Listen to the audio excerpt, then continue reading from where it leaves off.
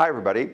Today we're back. We're doing the 300 level, and this is the level where you work on your connection to the partner, your partnership, your lead and follow. So remember, in the 100 level, those were just footsteps. You weren't really dancing yet. You're just going through the footsteps, walking through the footsteps. Okay, then when you went to the 200 level, that started getting your body movements, your body rhythms going to dance to the music. That's about 50%. Now here's the other 50%. Now this great connection, you have all these enjoyments coming in. First of all, you enjoy your body. That's what the 200 level did for you. It allowed you to dance to the music so you can enjoy your dancing even without a partner. Now the magic comes when we get together and we both have our rhythms going and we match those together, then it's a synergy. The whole adds up to more than the sum of the parts, and that is the magic of couple dancing. These are spontaneous creativity, okay? You're gonna hear that music, she's gonna feel something, he's gonna feel something, and something's going to happen. Now that's very exciting, right at the spur of the moment. Nothing pre-planned. So now, let's get started with that. Now first of all, we never want to interrupt each other.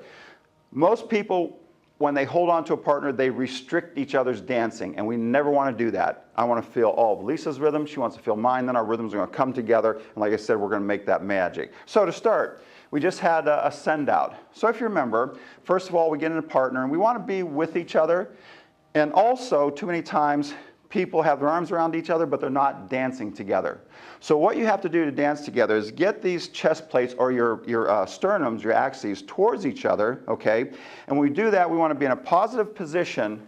You can't see it, but this is also what's happening. If we're just standing there, most of the weight is on our heels. If we want to get positive, we actually push our knees forward, and it pitches us into the partner or pitches us forward, okay? Now, we don't do it that much, but give that a try. Pop your knees forward and let yourself fall forward. Here we go. Push your knees forward and you'll feel yourself go forward. Now you want a little bit of that to stay positive for yourself, but then also a little bit of that so I get a little positive. So now we put both our knees forward and came into each other a little bit. Now we're dancing together. Not when we're just standing there on our heels. We're not dancing together. Too many people are just walking through the patterns and holding on to the hand. We want to be dancing with each other, so we both push our knees forward, into each other, into each other, into each other. See, just like that. So get that first. Okay, so we get into each other, then we just start our basic. To start, okay, follow the fall. Okay, so if I want to go here for the triple, let me turn around for that, leaders, okay, what I do is I start falling, and I'm trying to exaggerate so you can see this, I start falling to my left and then I do my steps, okay? Too many times the leaders start off and they just put their foot out there and start going. The poor follower doesn't know what the heck's going on. So if I fall first, we fall together, okay? So right here, we'll just fall this way, boom, see, okay? So we start falling, boom, good. So as soon as she feels that, we're constantly reading each other, okay? We don't just lead a pattern and do the pattern. We are constantly communicating back and forth. So that means, here's what's happening.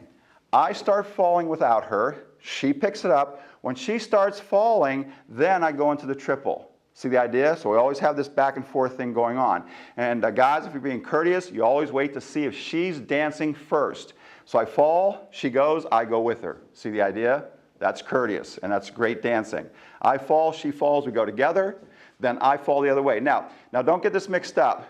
Don't do this.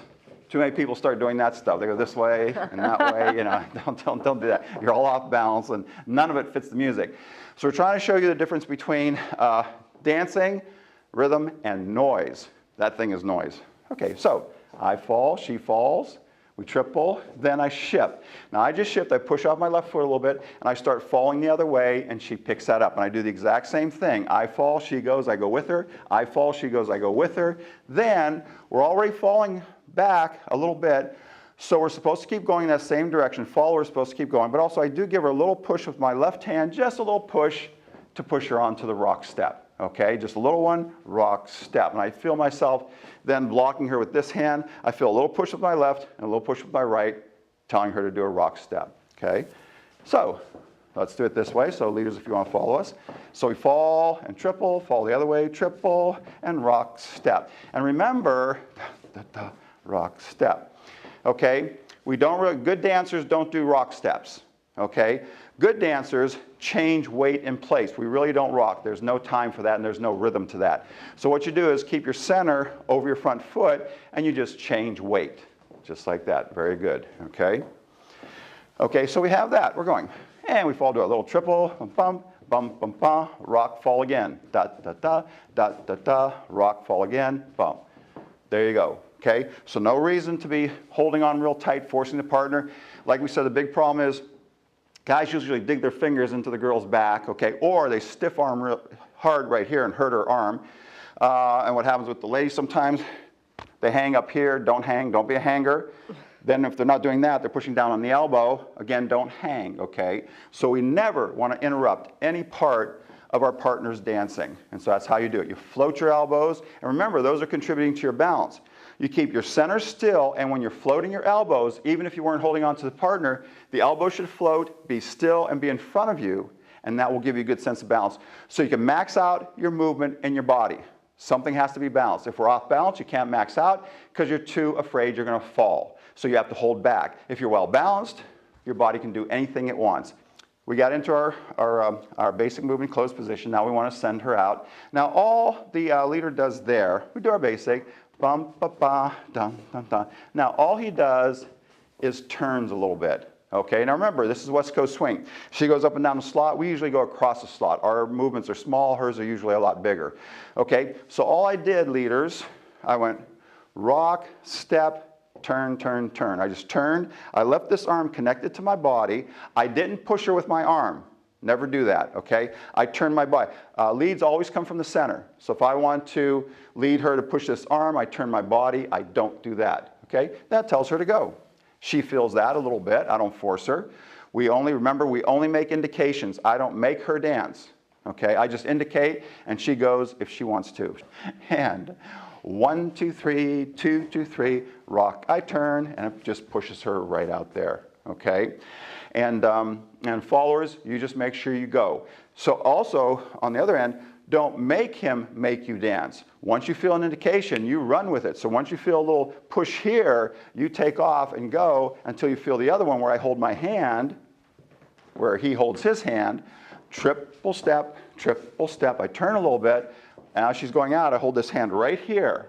I don't let it go with her. I stop it right there so she knows to stop. Okay? So I give her a little push with my forearm, ba, ba, ba, by turning. Then, as she's turning, I hold that hand right there, and that tells her to stop. Okay? And followers, you remember that. You don't pull on him to stop. You notice that your hand is pulling, so that stops your body. Okay? So your elbows lead your body. He only leads your hands. Okay? Your shoulders and elbows lead you. Okay? So that's all you need to do that. Here we go. We'll do it from this side.